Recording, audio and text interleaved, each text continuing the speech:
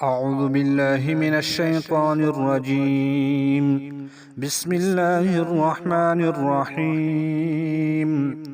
الحمد لله الذي خلق السماوات والأرض وجعل الظلمات والنور، ثم الذين كفروا بربهم يعدلون. هو الذي خلقكم من طين ثم قضى أجلا، وأجل مسمى عنده، ثم أنتم تمترون. وهو الله في السماوات وفي الأرض، يعلم سركم وجهركم ويعلم ما تكسبون. وما تأتيهم من آية من آيات ربهم إلا كانوا عنها معرضين.